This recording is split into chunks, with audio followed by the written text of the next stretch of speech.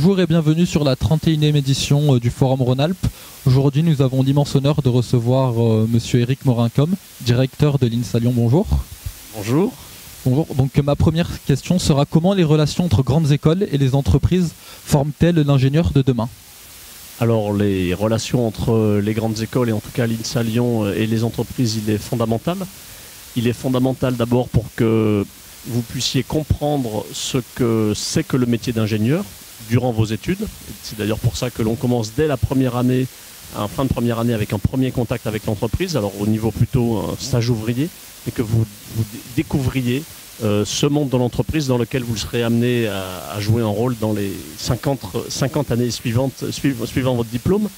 Alors il est fondamental pour que vous compreniez ce qui se passe, et puis aussi pour que les entreprises vous apprennent et vous enseignent ce dont vous aurez besoin, aussi les compétences dont vous aurez besoin au sein de l'entreprise pour évoluer dans différents métiers, quels qu'ils soient. Et là, donc on essaye de vous confronter à l'entreprise plusieurs fois dans votre parcours d'étudiant, sous la forme de stage, sous la forme de visite évidemment, mais sous la forme de stage qui est fondamentale avant de s'insérer dans le monde du travail. Très bien. Justement, quels dispositifs sont mis en place à l'INSA pour favoriser l'insertion des étudiants dans ce monde professionnel? Alors la première chose que l'on fait, c'est ce fameux PPF, parcours personnel de formation, c'est-à-dire que dès la première année, vous devez réfléchir à d'abord qui vous êtes et qui vous voulez être, ce qui n'est pas facile. Et le qui vous voulez être, vous allez l'apprendre sous forme de confrontation de stage. Vous pensez aimer les maths, et ben vous allez découvrir les maths. Vous découvrez que vous n'aimez pas tant que ça les maths, mais vous préférez la physique ou la mécanique ou l'informatique. Et tout cela, ça va faire votre parcours de formation.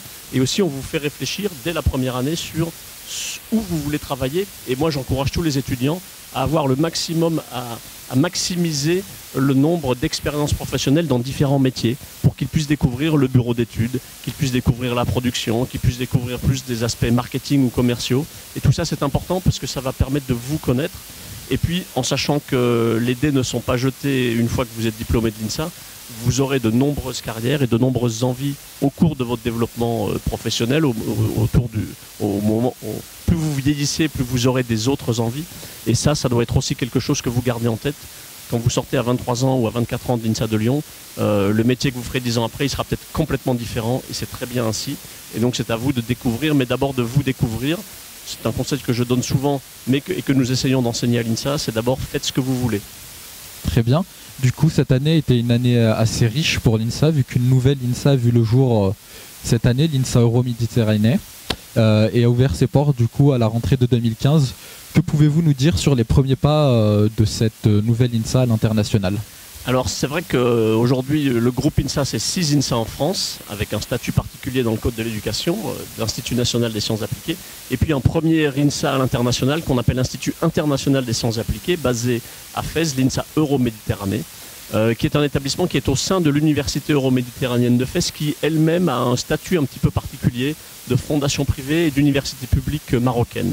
Alors la première rentrée a été effectuée en septembre 2015, on a eu le plaisir d'accueillir 66 étudiants, 50% de filles quasiment et 50% de garçons, donc on a enfin un terrain de parité. J'arrive pas à l'atteindre à Lyon, mais on l'a atteinte à Fès.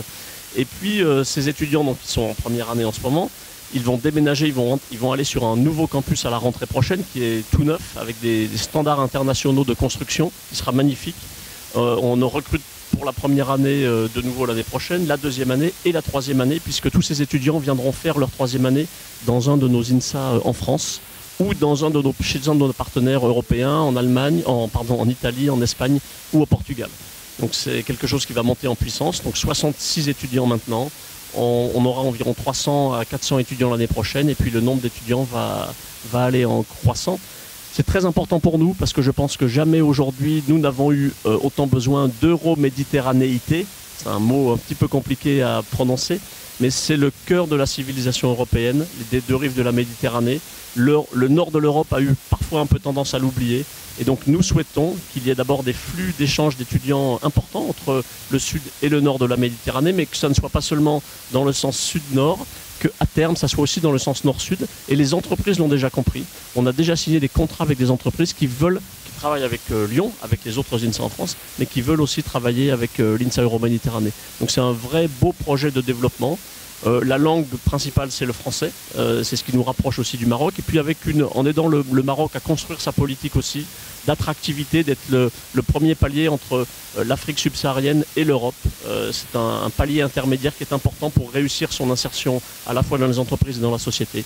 Voilà tout ce que nous attendons de l'INSA Euroméditerranée.